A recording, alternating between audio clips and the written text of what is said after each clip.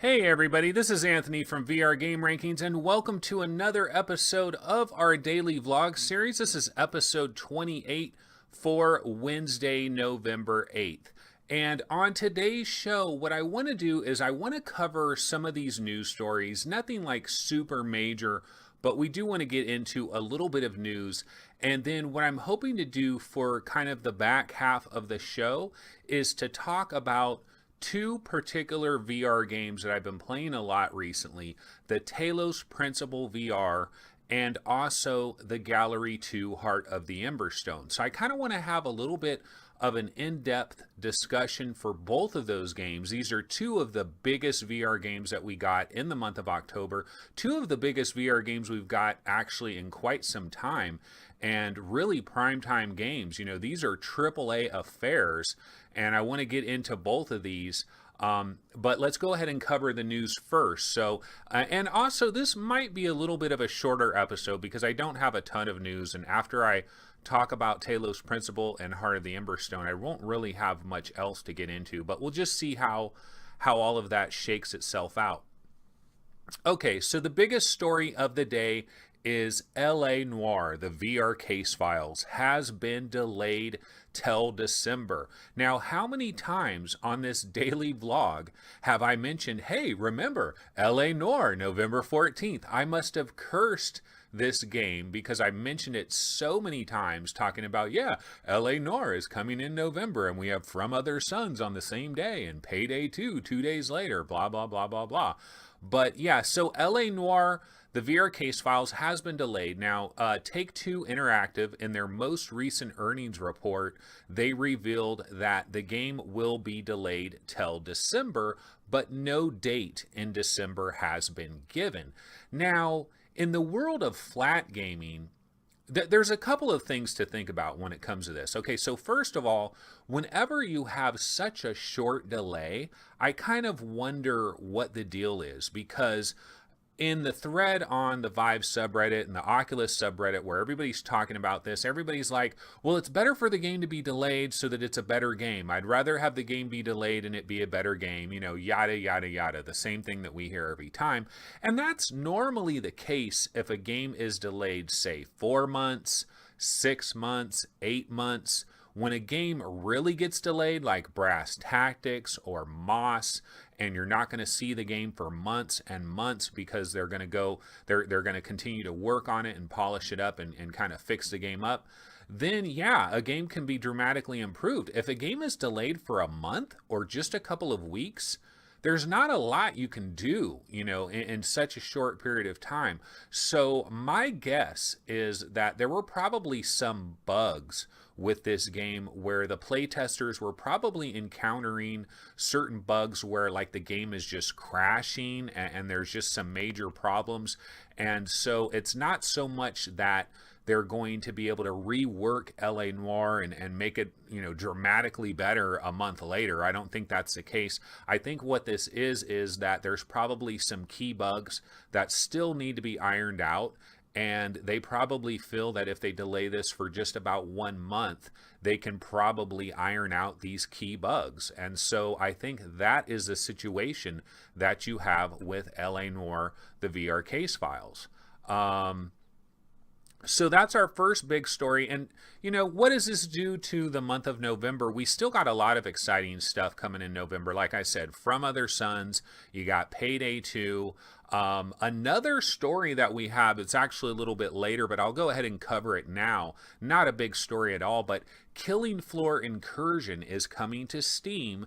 This was obviously an Oculus Rift exclusive for quite a while. We didn't know that this was actually just a timed exclusive. I thought this was going to be similar to Lone Echo, similar to Wilson's Heart, and a lot of these other games where you're not going to see it on another platform. But turns out that Killing Floor Incursion is going to be making its way to Steam. Now, when this was first announced as coming to Steam, there was a date of November 7th. I'm not making this date up. There was a date for November 7th, but then they apparently bumped it back to November 14th. So LA Noire departs and Killing Floor Incursion steps into its spot. So now on November 14th, it's going to be a battle for, at least for HTC Vive gamers, it's going to be a battle between, do you go ahead and grab the native version of Killing Floor Incursion, or do you go over to the Oculus side and grab yourself From Other Suns, or do you wait a couple of days and you get yourself Payday 2 beta? There's another big game coming out on the 16th. Damn, slips my mind. I can't remember what it is. But yeah, so Killing Floor Incursion, just wanted to update folks and say that, yeah, that is November 14th, not November 7th. So my apologies that I was off the mark on that one. I wasn't off the mark. I didn't get the memo that it got moved back. I just heard the November 7th thing and I kept talking about that. So that's kind of my fault, I guess. But I still think there's a lot of good stuff here in the month of November. There's also a number of smaller games that we're going to be getting. In fact, well, this is not a smaller game, but our next story, Serious Sam 3 VR BFE, is coming tomorrow. At least that's what it shows on their Steam page, that it will be releasing tomorrow for Steam. We don't have a price on this. Obviously, I'm expecting $39.99, which has been the price for all of the big Serious Sam games.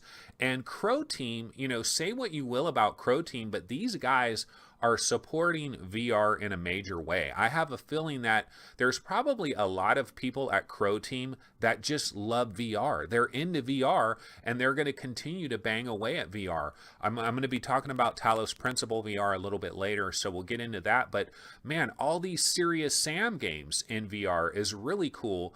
Do you know, I got to reveal something here. I have not played any of the Serious Sam VR games. I haven't played the first encounter, second encounter, Last Hope. I haven't played none of them. And I obviously haven't played Serious Sam 3 VR, which is coming tomorrow. I haven't played that either. Now, I did shoot out an email to Crow Team hoping to get maybe a code for this game to check it out. Haven't heard anything back. I've sent emails to Crow Team before and haven't gotten any word back. So I don't know if they just don't like me, or they don't know what VR Game Rankings is, or I'm too small, or what the deal is. But haven't played any of the Serious Sam games. Not that I don't want to play them, it's just I haven't gotten around to it. Also, it's not exactly like the games are cheap. I mean, all these games are $40, and they do have a bundle deal where you can pay more and you can get kind of all of the Serious Sam games for a bundle price, and you save some money, but it's still hell of expensive. So I'm kind of sitting on the sidelines when it comes to these Serious Sam games. It would be nice if Crow Team might kick me down a code, but you know, I don't know that that's going to happen. So but still, it's an interesting game. Now, I know with Serious Sam The Last Hope, I believe that was the first Serious Sam game that they brought to VR, and back then there were a lot of complaints that it was just a front-facing game, you know, and nothing was going on behind you. It was a 180 degrees game, kind of like Space Pirate Trainer, where everything is just happening in front of you and there's nothing happening behind you. And a lot of people got disappointed by that and were kind of frustrated by that when The Last Hope first came out. And then when Serious Sam The Second Encounter and Serious Sam The First Encounter came out, both of those games have more of a 360 go anywhere, like trackpad movement, all of that kind of thing. And so a lot of people liked those more than The Last Hope, even though The Last Hope was a more polished, modern style game. And so Serious Sam 3 VR BFE is more like First Encounter and Second Encounter. It's more like that. So we'll have to see how that plays out. But yeah, I'd like to try these games. I just don't feel like spending all that money on them, but I certainly would like to try it. You know, one funny thing about this game is if you go to their Steam page, they have some funny quotes that they have on the Steam page for this game. Under the key features section, it says, "Now available in glorious VR. Basically the same game, but the devs just ticked a magical checkbox for VR." So obviously they're joking here because they probably see so many threads on Reddit and other various forums where a lot of people are just clueless about how you bring older games into VR, and they think it's as easy as clicking some magical checkbox that automatically makes everything work in VR. We know that that's not the case, that a lot of work has to be done so that it isn't janky, so that the scale is right, and all of those sorts of things. And a lot of the assets were not designed to be in VR and to be examined in the way that they can be examined in VR. So a lot of that stuff has to be changed, but they're joking about that. Obviously, that is pretty hilarious. Another little joke they make, they say, play cross-platform with players of the pancake version to find out what's the ultimate combo, high-tech motion controllers or good old keyboard and mouse. So yeah, you get to play with players of the pancake version. Who created this idea of pancake gaming? And the reason I say this is because I was on an episode of VR Roundtable. This is actually quite some time ago. I was on VR Roundtable and I was talking about flat gaming. I've always called it flat gaming, almost as a disparaging remark, to regular standard monitor gaming. And Steve said, "Yeah, I don't know about the pancake version, or pancake gaming." And it was the first time I heard this expression, pancake. And I actually asked Steve yesterday, after seeing this Steam page, I said, "Steve, were you the one that coined this term pancake gaming or pancake version?" And he said that he's 98% sure that he didn't, that he heard it somewhere else. But anyway, it's just kind of funny. I just love that phrase, pancake. And it's so cool to see that on Crow Team's Steam page for Serious Sam 3 VR BFE. So that was really funny to see that. I got a real kick out of that. I was laughing about that. Okay, so another quick little story. We have Oculus Rift. If you're looking to buy an Oculus Rift, you might want to wait until Black Friday and head over to Best Buy. Now, this isn't like an incredible blow you away kind of a deal, but you can save $50. The Oculus Rift is going to be $350 at Best Buy for Black Friday. So $50 off. There's nothing else that's being thrown in special into this deal. I'm not sure if you still get the Eve Valkyrie game when you buy it at Best Buy. I bought my Rift at Best Buy. See my Rift box back there. Back when Oculus did that $399 deal, and I woke up that morning, I'm like, oh my God, the Oculus Rift for $399, and I ended up heading out to a Best Buy, and I bought my Rift that same day. One of the bonuses for buying it from Best Buy is that I had a code for Eve Valkyrie that was on the receipt. And so you get all the normal free games, but I also got Eve Valkyrie. And it reminds me, actually, I need to get back into Eve Valkyrie. I haven't tried out some of the new updates, the Warzone or whatever update. I haven't tried that on Oculus with that version in quite some time. But buying it at Best Buy might not be that bad of a deal if you also get Eve Valkyrie as well, and you get another $50 off. So the Oculus Rift, great deal. I mean, $350 for a Rift, really hard to beat. That is Black Friday. I don't know if that is like a doorbuster type thing where they're only going to have limited quantities. I know this, if you go to Best Buy, well, I mean, I don't know this for sure, but the Best Buy that I went to, they only had 2 Oculus Rifts when I went there, and I grabbed one and they had one left. So a lot of Best Buys probably don't have like 30 Oculus Rifts sitting in the back warehouse.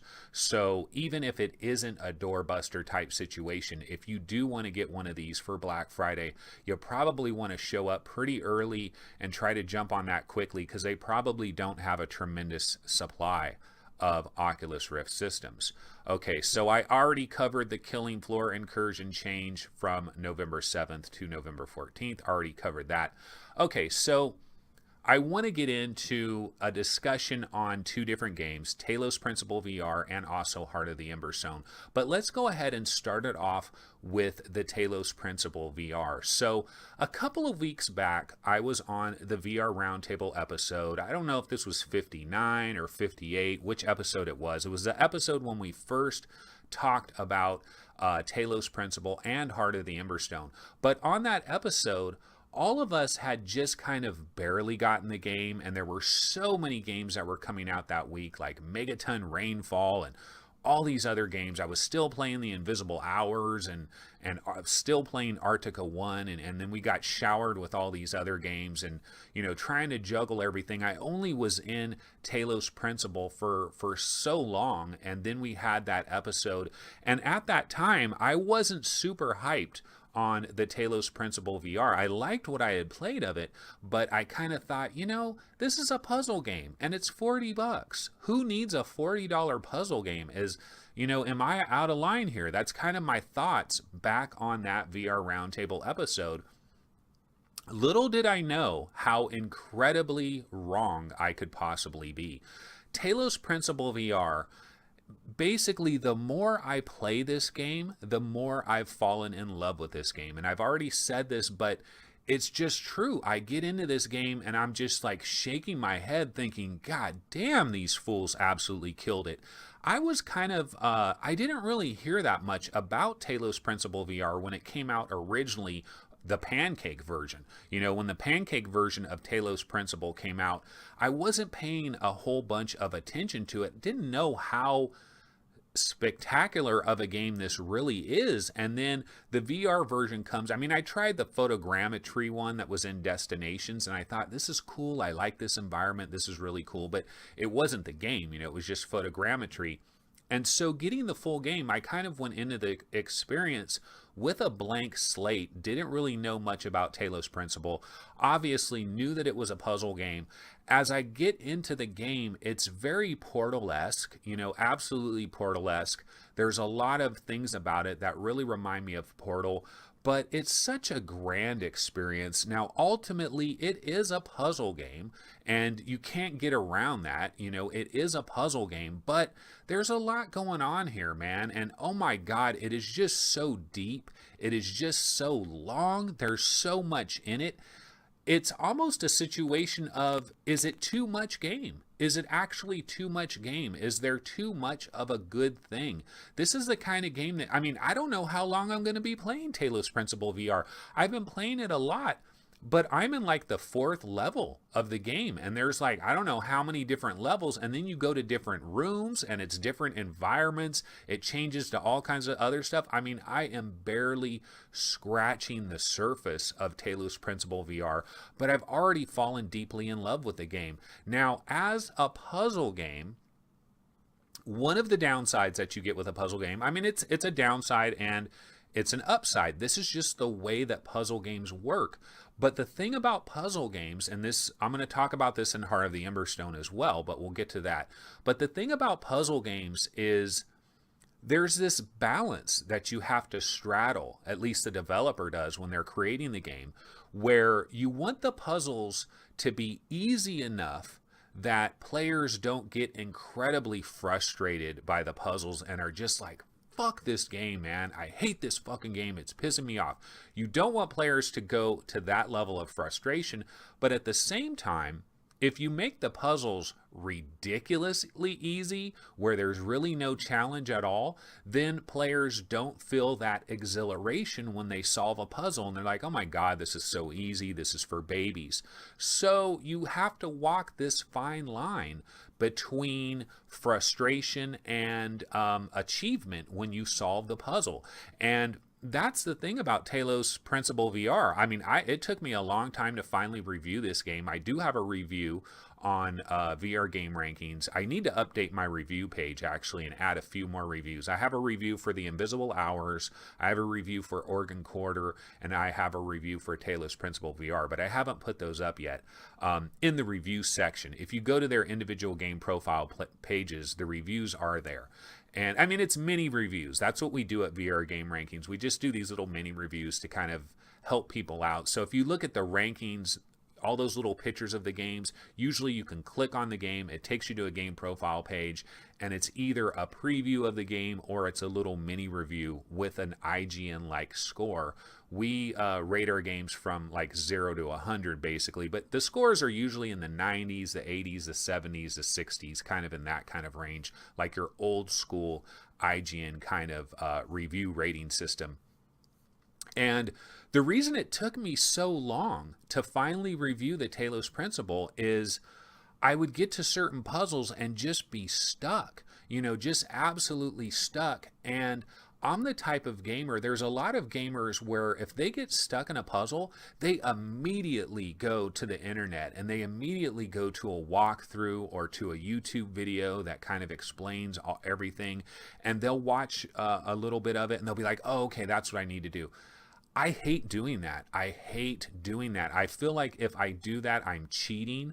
Like I'm cheating myself. I'm cheating the game, and I just don't want to do that. I feel like no, there's got to be a way to solve this puzzle by looking around at things. Maybe I didn't hear something. Maybe I need to start a part over or something like that. I hate going out of the game, especially in VR. You got that headset on. I don't want to take the headset off. That's the good thing about like Oculus Dash and all these other things that are coming out, is you might be able to go through a little walkthrough and figure something out real quick. But I don't really like to spoil puzzle games like this. And so I will get stuck in a certain part of Talos Principle on a certain puzzle, and I'm like, what the hell do I do? I'm banging my head against a wall. So usually what I do when that happens is I will quit out of the game and I'll go play something else.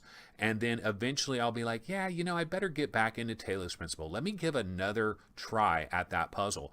And the thing is, when you get back in there and you do that puzzle again and you figure it out and you solve it and it opens up that little area and you grab that Tetris piece and it, oh my God, the elation is just off the charts. I mean, I'm like, yes! I feel that incredible elation when I solve one of these little Talos Principle puzzles. And like I said, I'm on these easy levels. Okay, you start getting into these levels in Talos Principle where it will make your brain hurt. I mean, sometimes you just go into an area and you see the way everything is set up and you're like, oh shit, this is going to be an incredibly difficult puzzle that I'm going to have to deal with, but I'm just going to have to freaking figure this stuff out. But when you solve it, when you grab that little Tetris shape that is sitting behind that locked cage and you get it and it makes that little ding-a-ling noise, and you look at your arm, you have your little robot hands, right? And on your left robot hand, the little Tetris puzzle will like, it'll go down there, and then when you turn your little robot hand wrist, you'll see the different little symbols that you've collected, and you have to collect these different little Tetris symbols because they open up other doors to other parts of Talos Principle, so you can move on and get further in the game. Hey guys, sorry, we had a technical difficulty there, so I had to chop part of the video, and this will be the end part of the video. Sorry about that. One thing I want to say is, after having the technical difficulty, I noticed that I'm kind of at like the 22 or 23 minute mark of this recording, so obviously not going to have time to get into Heart of the Emberstone on this particular episode. Maybe I can get into that on tomorrow's episode, but I just wanted to finish up on my Talos Principle discussion a little bit, kind of wrap it up. I was getting towards the end of it there before I was interrupted. Okay, so one of the things that I really love about the Talos Principle, I was talking about the environments, and you have this really good puzzle game, but you also have this incredible environment that you're placed in. You're like on this island in the early area. You're on this island.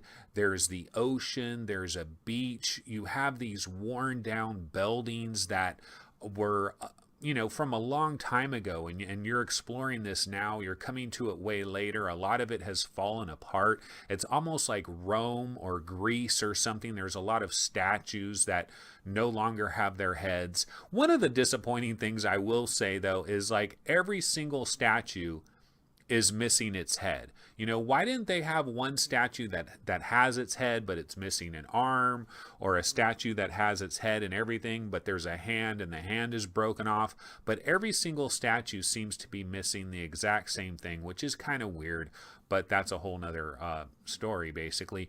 But the environments are wonderful. This world, the Talos Principle world, it's very solitary. You really feel alone out there, and it's kind of quiet.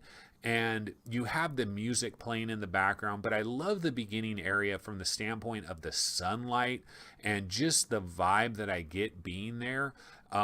And the puzzles are great. It's just a wonderful experience overall. Talos Principle VR, I never would have thought in a million years that a $40 puzzle game would really appeal to me, but it really does. This is an incredible game. This is a game that you can play for months. I mean, there is so much content that is available in the Talos Principle VR. I really feel like they could probably divide this game up into 4 separate pieces and sell each piece for, say, $14.99, $15 for each piece of this game, and sell it off in 4 different pieces, because there's just so much content here. I would be perfectly happy playing a rather small section of this game, because I don't know that I'm ever going to be able to finish this game, as compelling and awesome as it is. There's so many games always coming out, and I have such little time to spend on any one particular game.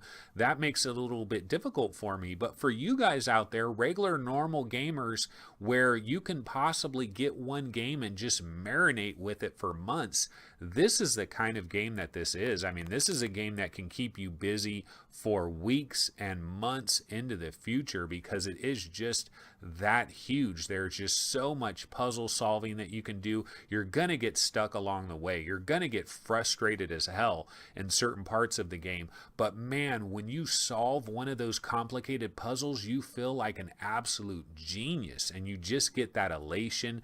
It feels so good. It's really tremendous. So I just want to say, much respect to Crow Team. They're really doing a lot of things for VR. They're helping VR gamers out, banging away at a bunch of VR games. They got this new Serious Sam game that's coming tomorrow. But man, the Talos Principle, if you guys have been sleeping on this game, you might want to double think that. You might want to pick this game up. Steam does have this refund policy, so if you've kind of been hesitant on the Talos Principle because of how expensive it is, $40, not necessarily cheap for what essentially is a puzzle game when you get down to the brass tacks of it, you might buy this game and use your 2 hours of your 2-hour playthrough time, and you might find, oh my god, this game is incredible. I'm going to keep this game. It's worth every single penny. And we did get a game code for the Talos Principle VR, and it's funny because if I was never involved with a website or never doing any of this stuff, I would have never gotten this game. I would have saw it for $40 and I would have been like, $40 for a puzzle game? You got to be out of your mind. But being in the situation that I am, where I sometimes do get game keys, and I'm sometimes actually, we didn't get a game key for this. I had to buy this. What am I thinking? We didn't get a game key. I haven't gotten a game key from Crow Team yet. But it's just an incredible game. So Talos Principle VR, one of my highest recommendations. I have to kind of think, where does this rank ultimately in my all-time favorite VR games? And it's actually up there. This is easily one of the best VR games of 2017, bar none. This is a game that should make its residence in our top 20 HTC Vive games and the top 20 Oculus Rift games. This game should live there, okay? I don't know if it will, because I don't know how many people are buying it, but it really should. It is that good. I mean, it is clearly one of the best VR games that we have. So anyway, guys, I've ran for quite a bit of time here. I don't know what my running time is, because I had to record this in 2 separate videos after having a technical difficulty, but I gotta imagine that we're probably near the 28 or 29 minute mark, so we've been running for quite a while. So I'm gonna go ahead and end this episode. This was, again, let's see, we're on episode 28. It is Wednesday, November 8th. That's going to do it. I can tell you guys on tomorrow's episode, right now I am downloading the Sony demo disc number 2 that has Moss, Starchild, The Persistence, a bunch of PSVR games that I haven't had an opportunity to try. I'll be trying that later today, so I'll be able to report on that tomorrow. And so we'll have lots of good stuff to talk on tomorrow's daily vlog episode. So I'll see you guys tomorrow. Take it easy. Have a good one.